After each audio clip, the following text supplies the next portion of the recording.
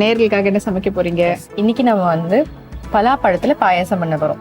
Okay, பலாப்பழம் பாயசம் கேரளா ஸ்டைல்ல. ஆமா, ஓகே, சக்க பாயசம், சக்க பிரதனம் பண்ண போறோம். சக்க பிரதனம். ஓகே, சக்க பிரதனம் செய்வதற்கு தேவையான பொருட்கள் என்னென்ன? பலாப்பழம், நெய், முந்திரி, திராட்சை, சாரப்பருப்பு, ஏலக்காய் தூள், சுக்குத்தூள், உப்பு, தேங்காய் பால், முதல் பாலும் இரண்டாவது பாலும், நாட்டு சர்க்கரை.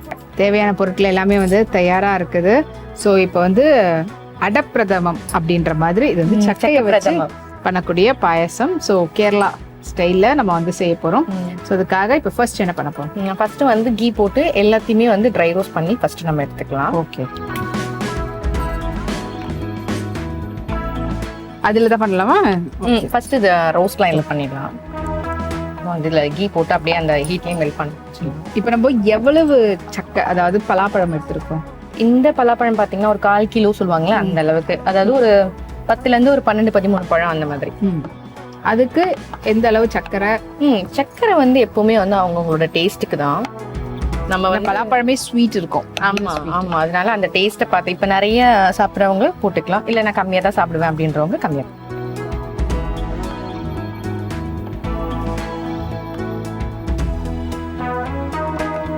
இப்போ வந்து இதுல வந்து நட்ஸ் ட்ரை ரோஸ்ட் பண்ணுவோம். கொஞ்சமா வந்து முந்திரி போட்டுக்கலாம்.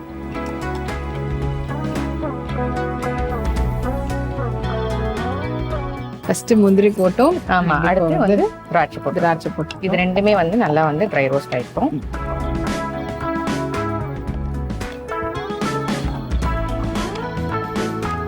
இது கூட சாரப்பருப்பு வச்சிருக்கோம். ஒரு சாரப்பருப்பு இதோட ஆட் பண்ணிக்கலாம். சாரப்பருப்பு அப்படியே போடலாம்ல? அப்படியும் போடலாம், கொஞ்சம் கீழ ரோஸ்ட் பண்ணி போட்டா இன்னும் நல்லா இருக்கும்.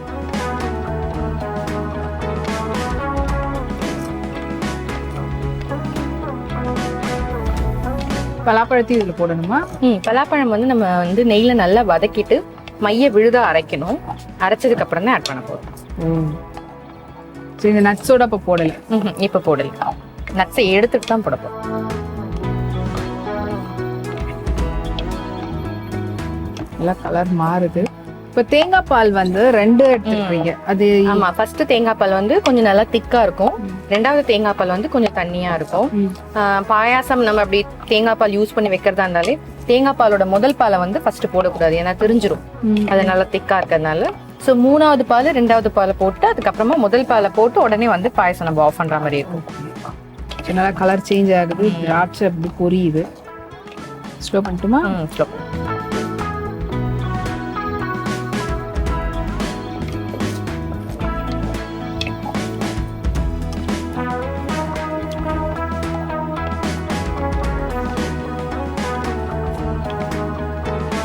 அந்த ஒரு நல்ல ஒரு கிறிஸ்பினஸ் வரலாம். அதாவது திராட்சை வந்து பபிள்ஸ் மாதிரி ஆனதுக்கு அப்புறமா மறுபடியும் அது சுருங்கி அதோட இதுக்கே வந்துடும். அந்த டைம்ல நம்ம எடுத்துறோம்.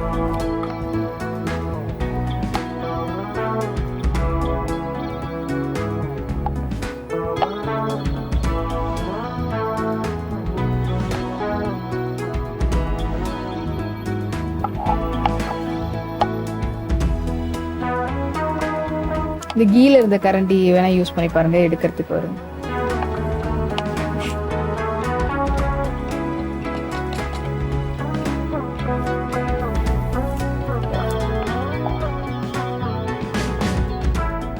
ஓகே, ஸோ இப்போ நட்ஸ் எல்லாம் ஃபர்ஸ்ட் நெய்யில போட்டு நம்ம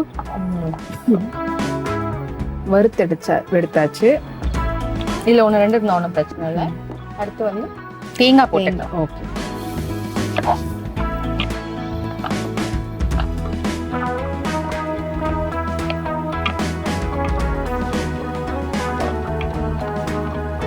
இதெல்லாமே கார்னிஷ்க்கு இல்ல? தேங்காவும் நல்லா அந்த புன்னிறம் சொல்லுவாங்களா, அந்த மாதிரி புன்னிறமா வரும்.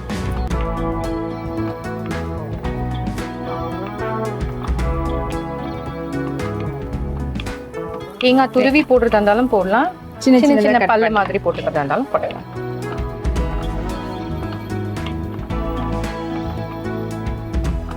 வெங்காய கலரும் நல்லா சேஞ்ச் ஆயிட்டு.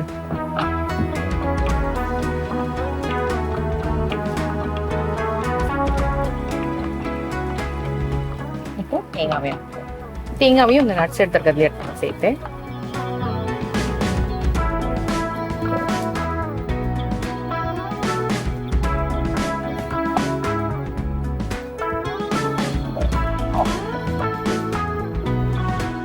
தேங்காவையும் நல்ல நெய்யில வறுத்தெடுத்தாச்சு. இப்போ பலாப்பழத்தை வந்து மறுபடியும் கொஞ்சமா கீ ஆட் பண்ணிக்கலாம். ஏன்னா ஃபுல்லாவே நம்ம தேங்காய் எல்லாத்தையும் அதை அப்சர்வ் பண்ணிட்டு ஸோ கொஞ்சமா கீ ஆட் பண்ணிட்டு பலாப்பழத்தை வந்து பொடியா சாப் பண்ணி வச்சிருக்கேன் கொஞ்சமா, அது கார்னிஷ்காக. மீதி இருக்க முழு பலாப்பழத்தம் தான் வச்சுட்டேன்.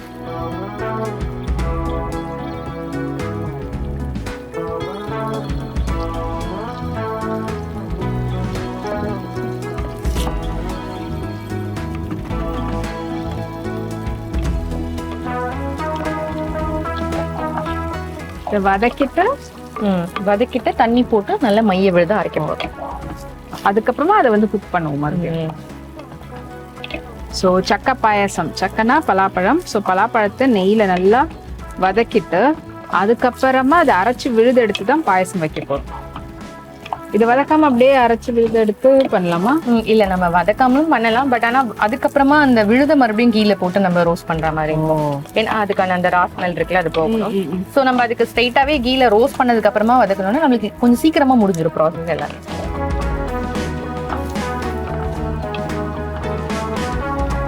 இது நார்மல் பால்ல செய்யக்கூடாது, தேங்காய் பால்ல தான் செய்யணும்.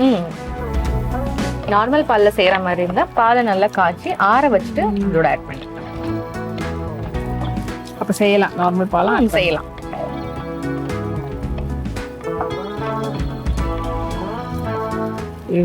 பலாப்பழம் எவ்வளவு எடுத்தாலும் பத்தாது, அது டக்குனு அப்படியே இதுவாயிடுற மாதிரி. இது பாத்தீங்கன்னா நீங்க அது குக் ஆகும் போதே பலாப்பழம் வந்து குழையாற மாதிரி ஒரு ஸ்டேஜுக்கு வரும். இப்ப எப்படி நல்லா ஒரு முத்து முத்தா இருக்கிற மாதிரி இருக்கும், அந்த மாதிரி இல்லாம நல்லா ஒரு குழையிற மாதிரி வரும்.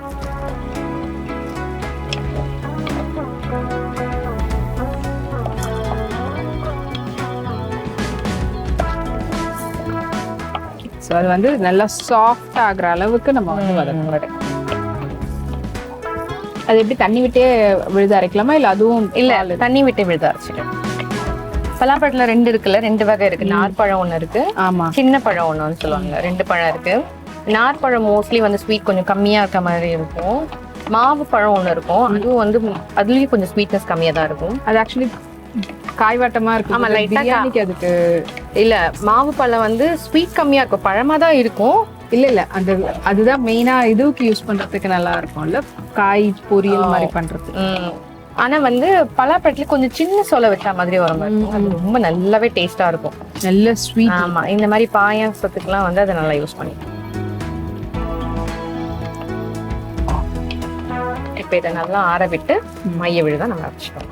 இப்ப இதை ஆஃப் பண்ணிடலாம். ஓகே, ஆறுனதும் இதை வந்து அரைச்சு எடுக்க போறோம். இப்போ வேற ஏதாவது இதுவெல்லாம் இல்ல, இது ஆறுனதுக்கு அப்புறம் நம்ம மைய விழுதா அரைச்சது தான் அடுத்தடுத்து நம்ம ஒண்ணு ஒண்ணா போட்டு இது பண்ண போறோம். இப்ப நல்லா விழுதா அரைச்சு எடுத்தாச்சு. இதை வச்சுதான் இப்ப பாயசம் ரெடி பண்ண போறோம். அடுப்பு ஆன் பண்ணிக்கலாமா?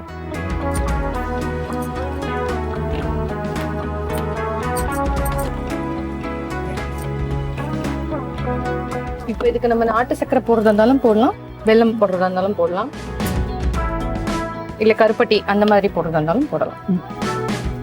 இதுல ஃபைனலா கொஞ்சமா கீ மட்டும் ஆட் பண்ணிக்கிறேன்.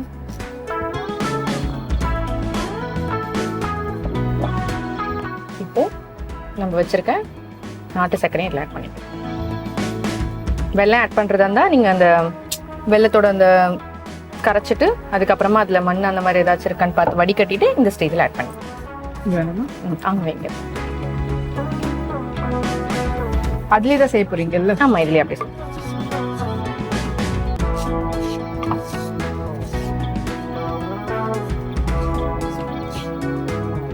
நம்ம போட்டோம்ல, அந்த கீ எல்லாமே ஃபுல்லா இருக்கும். ஸோ அது எல்லாமே மிக்ஸ் பண்ணதுக்கு அப்புறமா நம்ம தண்ணி போட்டுருக்கோம். ஓகே, அது அப்படியே அந்த சர்க்கரையில ஃபுல்லா இப்போ நம்ம தண்ணி போட்டுருக்கோம்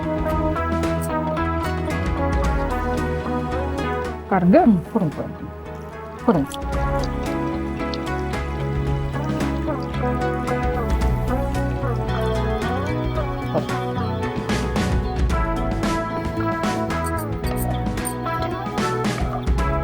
இப்போ வந்து இதை நல்லா வந்து கரையணும். நம்ம வெல்லம் போட்டோம்னா நம்ம ஆல்ரெடி நம்ம வந்து கரைச்சது, அதுக்கப்புறம் வடிகட்டி டைரக்டாவே அப்படியே உள்ள போட்டுக்கலாம். கரைச்சா மட்டும் போதும், பாகுபதம் அந்த மாதிரிலாம் எதுவும் வர வேண்டாம். ஓகே, இப்போ அதை அரைச்சிருக்கக்கூடியது இதுல இது ஆனா நல்லா கரையணும். கரைஞ்சி ஒரு கொதி வரும்னு சொல்லுவாங்களா, அந்த கொதி வரும்போது மேட் பண்ணி. இப்போ இது வெல்லமும் போடலாம், நாட்டு சர்க்கரையும் கருப்பட்டியும் போடலாம். ஒயிட் சுகர் மட்டும் ஆட் பண்ணக்கூடாது.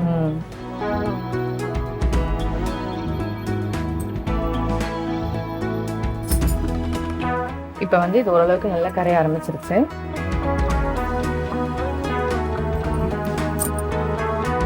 இப்போ நம்ம பலாப்பழம் கொஞ்சம் கொஞ்சம் இந்த பபிள்ஸ் வரலாம், அந்த டைம்ல நம்ம பலாப்பழம் ஆட் பண்ணி. இப்போ இந்த பலாப்பழத்தை நம்ம அரைக்காம அப்படியே போட்டு பொடியா நறுக்கி அப்படி போட்டு செய்யலாம். அது வந்து குழைய வந்து நம்மளுக்கு டைம் எடுக்கும். இல்ல வராதுன்னு வரும்.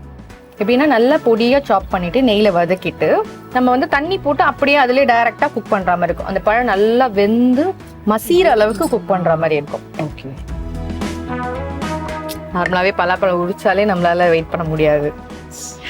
அது இன்னும் அதுக்கு பாயசமா பண்ணி கொடுக்கும்போது ரொம்ப அர்ஜென்ட்டா இருக்கும். ஸோ இந்த மாதிரி குயிக் ப்ராசஸ்ல நம்ம பண்றது பெஸ்ட். ஓகே, இல்ல எனக்கு வந்து டைம் இருக்குங்க, நான் வந்து அப்படியும் ஒரு வாட்டி ட்ரை பண்ணி பார்க்கணும் அரைக்காம அப்படின்றவங்க நீங்களே நல்லா மசீர அளவுக்கு நீங்க வந்து வேக வச்சு அதுக்கப்புறமா பண்ணுங்க. இதுல நிறைய பேர் வந்து ஜவ்வரிசி ஆட் பண்ணுவாங்க, சேமியா ஆட் பண்ணுவாங்க, அந்த மாதிரி விஷயங்களும் இதோட ஆட் பண்ணுவாங்க. சிலர் வந்து கடலைப்பருப்பு வேக வச்சு அதையும் குழைச்சி இதோட ஆட் பண்ணுவாங்க. இப்ப நம்ம எதையுமே இது கூட ஆட் பண்ணல, வெறும் அந்த பலாப்பழம் அதாவது சக்கையோட ஃபிளேவர் மட்டும் தான் நம்ம இதுல போட்டோம். ஸோ இப்போ நல்லா கொதிக்க ஆரம்பிச்சிச்சு. கரைஞ்சதுக்கு அப்புறமா இதுல வந்து நம்ம வச்சிருக்க இந்த பலாப்பழம் விழுது ஆட் பண்ணிக்கலாம்.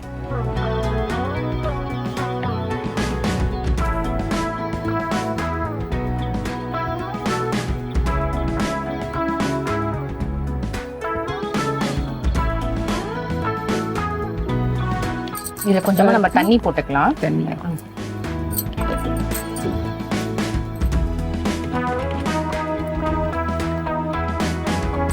கொஞ்சமா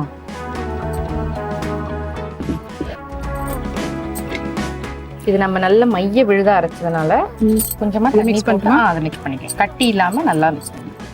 அடுப்பை வந்து லோ ஃப்ளேம்ல வச்சுட்டு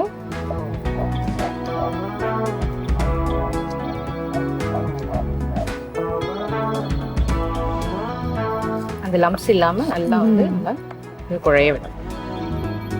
கொஞ்ச நேரத்துலயே அதுவே கரைஞ்சிரும், கட்டி தட்டலாம் ஆரம்பிக்காது. அதுவே கொஞ்ச நேரத்துல நல்லா குழைய ஆரம்பிச்சு. தண்ணி கொஞ்சம் தாராளமா எதுக்கு போடுறோம்னா அடி பிடிச்சிடும். ஏன்னா இது திக் பேஸ்ட் தானே, அதனால இது போய் அடியில உட்காந்துரும். ஸோ அதனால தண்ணி தாராளமா போட்டுக்கலாம். இந்த மாதிரி சில விஷயங்கள், அதாவது வாழைப்பழம் இந்த மாதிரி கூழா இருக்கக்கூடிய சில விஷயங்கள் பண்ணும்பொழுது அது அடியில உட்காரத்துக்கான வாய்ப்பு. நீங்க சட்டி பாத்திரம் அப்படின்றது கிடையாது, நீங்க எதுல செஞ்சாலுமே அது உட்காரும். ஸோ அதனால நீங்க என்ன பண்ணா நல்லா வந்து தண்ணி கொடுத்து இது பண்ணிக்கலாம். இப்போ இந்த ஸ்டேஜ்ல நம்ம வச்சிருக்க இந்த முந்திரியும் இந்த இப்படி போட்டுக்கலாம் கொஞ்சம். அதாவது பலாப்பழத்தை வந்து பொடியாவும் நறுக்கி வச்சிருக்கோம். ஸோ அதையும் அதை ஆட் பண்ணிக்கலாம். கொஞ்சம் முந்திரி பருப்பு, சாரப்பருப்பு, திராட்சை, இது எல்லாமே இதோடய ஆட் பண்ணிக்கலாம். அந்த டேஸ்டும் வந்து இது கூடயே போடும். ஓகே, அது தெரியணும் அப்படின்றதுக்காக சாப்பிடும்போது அந்த பலாப்பழம் வரணும்ல, ஸோ அதனால கொஞ்சம் பலாப்பழத்தை வந்து பொடியா நறுக்கி வச்சிருக்கோம், அதையும் இதோட ஆட் பண்ணிக்கலாம். கொதி வந்துடுச்சு. இது நல்லா கொதிக்க ஆரம்பிச்சிருச்சு. இப்போ இதுல கொஞ்சம் தண்ணி போடுவோம்.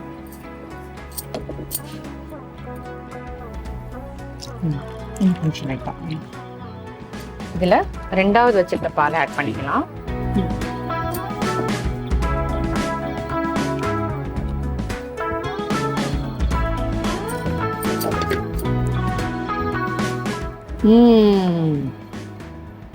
அந்த டோன் வந்துருச்சு.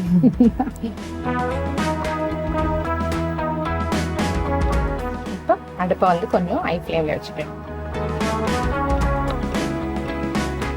இப்போ ஆல்மோஸ்ட் ரெடி அப்படிதான் சொல்லணும். கொதி வந்ததுன்னா நம்ம ஆஃப் பண்ணிட்டு, ஆமா முதல் பாலை நம்ம ஆட் பண்ணணும். இப்போ நம்ம வந்து நெய்யில வறுத்து தேங்காவையும் இதுல வந்து கொஞ்சம் மட்டும் கார்னிஷ்க்கு எடுத்து வச்சுட்டு இது எல்லாத்தையும் இதுல ஆட் பண்ணிடணும். அது எல்லாமே அந்த வெல்லத்து கூட போயிட்டு நல்லா மிக்ஸ் ஆகும். இல்லைன்னா அது தனியா ஆமா தெரியுற மாதிரி இருக்கும். ஸோ அதுவும் வெல்லம் வந்து நல்லா அதில் இதுவாகும். இப்போ இது நல்லா மிக்ஸ் ஆகும் போதே இதில் வந்து கொஞ்சமா சால்ட் போட்டுக்கலாம். ஏன்னா நம்ம வெல்லம் பிஞ்ச் ஆஃப் சால்ட். ஆமாம், ஒரு ஸ்பூன் தான். பிஞ்ச் ஆஃப் சால்ட் கையில் போடலாமே? இல்லை, கொஞ்சமா ரொம்ப கம்மியாக தான் போடுறேன். ரொம்ப கம்மியாக தான். ஓகே, அப்படி இப்படி எடுத்து போடணும், அவ்வளோதான். ஏலக்காய் தூள் போட்டிருக்கேன். இதுல சுக்கு தூள் போட்டுக்கலாம். சுக்கு தூள் இன்னும் ஒரு ஆடட் ஃப்ளேவர் கொடுக்கக்கூடியது. ரொம்ப போட வேண்டாம், சும்மா அதுவும் கொஞ்சமாவே போட்டுக்கலாம்.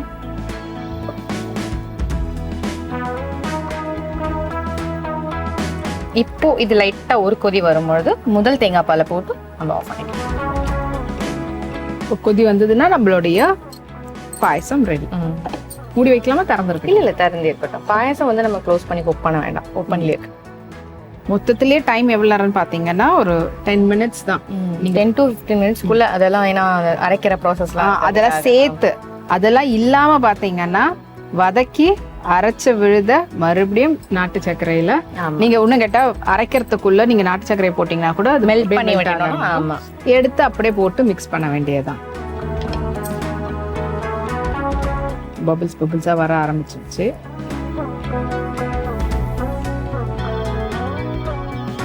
ஓகே, இப்போ என்ன சக்க சீசன், இப்போ ஆரம்பிக்கக்கூடிய சீசன். ஸோ ஒரே மாதிரி ஆக்சுவலி சொலையா சாப்பிடவே நல்லா தான் இருக்கும். அதுதான் எல்லாருக்கும் பிடிக்கவும் செய்யும். பட் அதுலேயே இன்னும் கொஞ்சம் டிஃப்ரெண்ட்டாக நம்ம வந்து ட்ரை பண்ணலாமே அப்படின்ற போது பாயசம். ஏன்னா காய் வட்டா இருந்ததுன்னா அதில் வந்து பொரியல் பண்ணுவாங்க, குழம்பு வைக்கிறது இருக்கும், சில பேர் வந்து வறுவல் பண்ணுறது, சாதம் பிரியாணி செய்கிறது அதெல்லாம் இருக்கும். ஏன்னா இப்போ சீசன்றதுனால வரும்போது எல்லா விதத்துலையும் அதை செஞ்சு சாப்பிடணும். செக்கையில் வந்து பச்சடி பண்ணுவாங்க. ஈவன் அந்த கொட்டை வந்துட்டு நல்லா பொடியாக இது பண்ணி ரோஸ்ட் மாதிரியும் பண்ணுறது நல்லாயிருக்கும். நார்மலாக வேக வச்சு சாப்பிட்றத விட ஆமாம், அது பொரியல் பண்ணுவாங்க. அது உள்ள இருக்க அந்த சீடை வந்து பொரியல் பண்ணி சாப்பிடுவாங்க. குழம்புல கூட போட்டுப்பாங்க. ஏதாச்சும் ஒரு காய்கறி மாதிரி தானே அதுவும், அதனால அது குழம்புலையும் போட்டுப்பாங்க. சக்கையில வந்து நீங்க பாயாசம் பண்ணலாம், அதே மாதிரி பச்சடி பண்ணலாம், அல்வா பண்ணலாம், என்ன வேணாலும் பண்ணலாம். அது நல்லா ஸ்டோர் பண்ணி நம்ம வச்சுட்டோம்னா சீசனே இல்லாத டைம்ல கூட அந்த பொருளை நம்ம எடுத்து சாப்பிட்டுக்கலாம். இப்போ சிப்ஸ் கூட போடலாம், சிப்ஸ் நல்லாவே இருக்கும். ஓகே, கொதி இதுவாகுது. இப்பதான் வந்து எல்லா இடமும் வர ஆரம்பிக்குது. இந்த டைம்ல திக்கா இருக்கிற தேங்காய் பால் கொஞ்சம் ஆட் பண்ணி ஆஃப் பண்ணிட்டா இல்ல ஆன்ல இருக்கு. ஓகேவா? ஒரு மிக்ஸ் மட்டும் கொடுத்து ஆஃப் பண்ணிடலாம். ஓகே, ஸோ இப்போ எடுத்து பிளேட்டிங் தான் பண்ணணும்.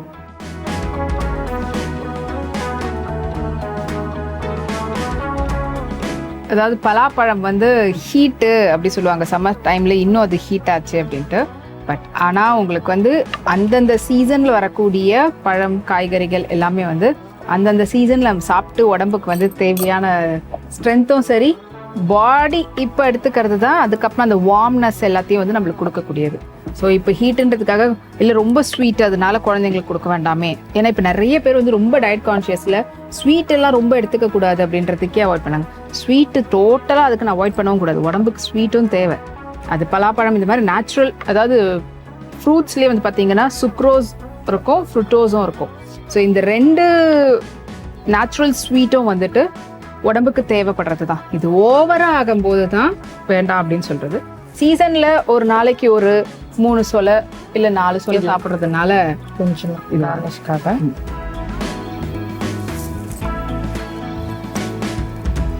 தேங்காய் அப்படியே உள்ள போயிடும். ஆமா, ஓகே, சுட சுட இருக்குது. இதை நம்ம டேஸ்ட் பண்றதுக்கு முன்னாடி எப்படி நம்ம செஞ்சோன்ற செய்முறை விளக்கத்தை சுருக்கமா நேர்கள் சொல்லிடுங்க. ஃபர்ஸ்ட் நம்ம ஒரு பாத்திரம் வச்சுக்கிறோம். பாத்திரம் நல்லா காஞ்சதும் அதுல நெய் போட்டுக்கிறோம். நெய்ல வந்து முந்திரி பருப்பு, திராட்சை, சாரப்பருப்பு எல்லாத்தையும் போட்டு நல்லா ரோஸ்ட் பண்ணி வெளியில எடுத்துக்கிறோம். அடுத்து துருவி வச்ச தேங்காவை போட்டுக்கிறோம். தேங்காவும் நல்லா ரோஸ்ட் பண்ணி தனியா எடுத்துக்கிறோம். அடுத்து பலாப்பழத்தை எடுத்து அது நல்லா வதங்கி கொஞ்சம் குக் ஆனதுக்கு அப்புறமா அது மைய விழுத அரைச்சிக்கிறோம். மறுபடியும் பாத்திரம் வச்சுக்கிறோம். அந்த பாத்திரத்துல கொஞ்சமா நெய் போட்டுக்கிறோம். நம்ம வச்சிருக்க நாட்டு சர்க்கரையை போடுறோம். அது கரையறதுக்கான தண்ணி போடுறோம். அது நல்லா கரைஞ்சு வரும்பொழுது நம்ம மைய விழுத அரைச்சி வச்சிருக்க அந்த பலாப்பழ பேஸ்ட் அதுல ஆட் பண்ணிக்கிறோம். அது நல்லா குழஞ்சு எல்லாம் நல்லா மிக்ஸ் ஆகி வரும்பொழுது நம்ம வச்சிருக்க முந்திரி, திராட்சை, சாரப்பருப்பு, தேங்காய் அது எல்லாமே அதோட ஆட் பண்ணிக்கிறோம். ஒரு பிஞ்ச் ஆஃப் சால்ட் போடுறோம். அப்புறம் ஒரு கரண்டி ஏலக்காத்தூள் போடுறோம், சுக்கு பொடி போடுறோம். இதெல்லாம் போட்டு நல்லா மிக்ஸ் பண்ணி ஃபர்ஸ்ட் பால் போட்டு நல்ல ஒரு கொதி வந்ததுக்கு அப்புறமா ஃபைனலா 2வது பால் போட்டு நம்ம ஆஃப் பண்ணிட்டோம்னா நம்மளோட சக்கை பிரதமம் ரெடி. சக்க பிரதமம் எப்படி செய்யணுன்ற செய்முறை விளக்கத்தை சுருக்கமாக கேட்டிருப்பீங்க. ஸோ சுட சுட சக்க பிரதமம் ரெடியாக இருக்குது. இதை டேஸ்ட் பண்ணிட்டு எப்படி இருக்குன்னு சொல்கிறேன்.